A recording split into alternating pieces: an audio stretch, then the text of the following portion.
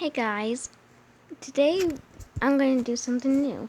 I'm going to read this book that my grandmom's cousin wrote and that my gram illustrated for. The story is called Crikey, You Lost Your Foot. The back says, a young kangaroo loses his foot in an accident and must learn to get along without it. With the help of his family and best friend. With the help of a sweet story, colorful characters, and a touch of humor, Crikey, You Lost Your Foot may help young children deal with limb loss. It may teach them it's not the end of the world and show them they can use a prosthetic limb to lead a normal and successful life. Okay, Crikey, you lost your foot.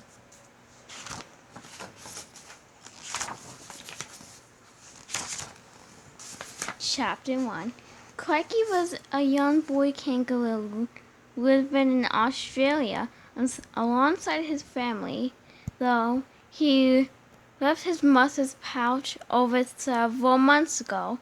His father and mother, Aussie and Barbie, are overprotective and keep a close eye on him.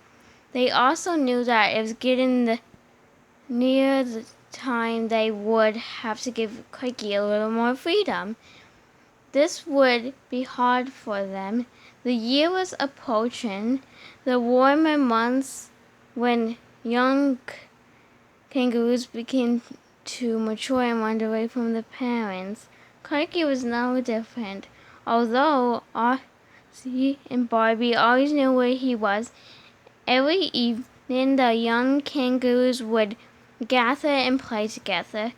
They would practice jumping, play fighting, boxing, and kicking. It was a time when most parents would turn a blind eye to this practice, knowing that it was important for each kangaroo to learn these skills in order to survive in the Outback, which is where they all lived. It was one early evening. Crikey and his parents had just finished foraging for the evening meal. They were getting ready to relax and watch the evening sunset. By the way, this is Crikey's family. This is Crikey, his mom, and his dad. Okay. So we know that his parents were getting ready to watch the evening sunset when a friend of Crikey's, whose name is Joey, came to see him. Joey whispered in Crikey's ear, I found something down by the river I want you to see. Joey claimed he did not know what it was, so he was counting on Crikey to help him identify it. Crikey and Joey approached Arcee and Barbie. Crikey told him that he and Joey were going on a hop about to do some exploring. Of course, Crikey's parents said, yes, you may go explore with Joey, but we do not want you to go far. Crikey promised he would not. Arcee and Barbie then sat back to watch the evening sunlight begin to dim, while Crikey and Joey went on the hop about to look what Joey found. Chapter 2. Crikey and Joey arrived at the river's edge, which was just a short distance from where Arcee and Barbie were relaxing, but it was a place where Crikey and Joey were still out of the sight.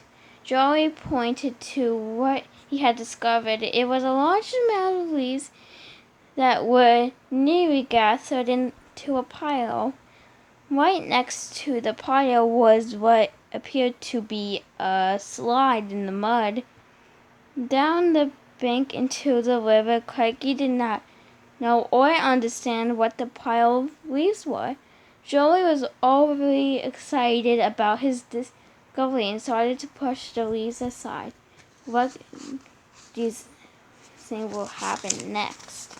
Leave a comment down below. Okay, this is them at the water, like the beach, with those leaves. That's when Crikey yelled, "Stop!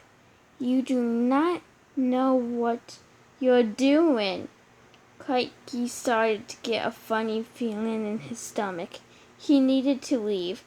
"I just want to see what's hidden," Crikey told him. "I have a sick feeling in my stomach. I have to go." Joey did not want Crikey to go. He wanted Crikey to wait until he was he was able to unbury what was hidden in the pile of leaves. This is going to be a bad idea. While they were arguing about leaving, it was at that time they heard this deep guttural growl.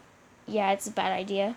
Behind them, they both turned around slowly, and their worst nightmare was the biggest and scariest crocodile they have ever laid eyes on.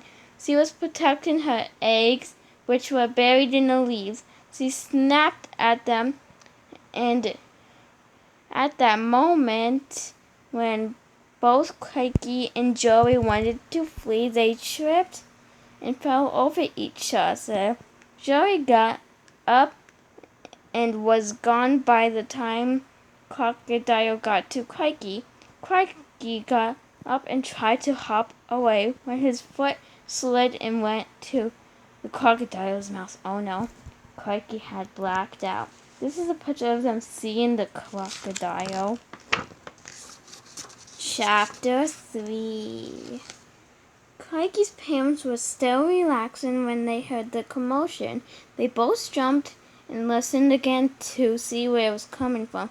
Barbie said, "That sounds like Joey. What is he saying?"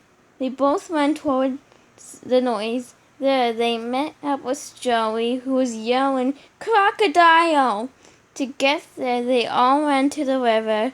They could see Crikey in the distance, lying on the river's bank. Nothing else was in sight. Joey told Arcee and Barbie that a crocodile had chased them. Arcee and Barbie ran to Crikey's side. Arcee picked him up. He appeared lifeless.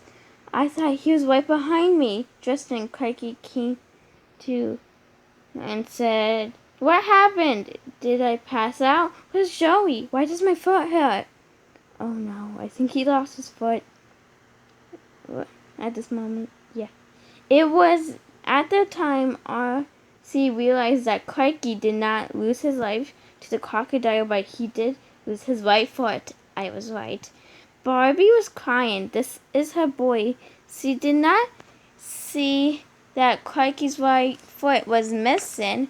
Arcee was not telling her anything. He didn't want her to panic in front of Crikey. He would tell her when she was calm. They all went back to the resting place. Joey left and went over with his family. He might get in trouble. Crikey drifted back to sleep. Arcee told Barbie what happened. Together they did not know what to do next. How would they tell their son about his injury? How would they tell him the crocodile took his foot? This is a picture of Arcee holding Crikey and Barbie was sad. Chapter 4. His parents were extremely upset and concerned for their son. Barbie cried, "What are we going to do? He can't survive in the outback without his foot. He will never be able to hop again. And he is much too big for me to carry in my pouch. I am so afraid he will die." Arcee tried to comfort Barbie. He reassured her that they would work this out and that Crikey was not going to die. He explained to her that he still had his left foot and he was still young and strong. He told Barbie that he will learn to hop on one foot and that he can learn to live amongst the other kangaroos. You'll see, it will be fine. Don't worry, he told her. By this time, Joey had already told his family what happened. His mother was horrified just thinking that it could have been him instead of Crikey. Just then, Joey's father said something unexpected. I think I may be able to help Crikey. What do you think that his father's going to talk about? Joey's father. What do you think is going to happen to Crikey? Joey's father went on to see how he was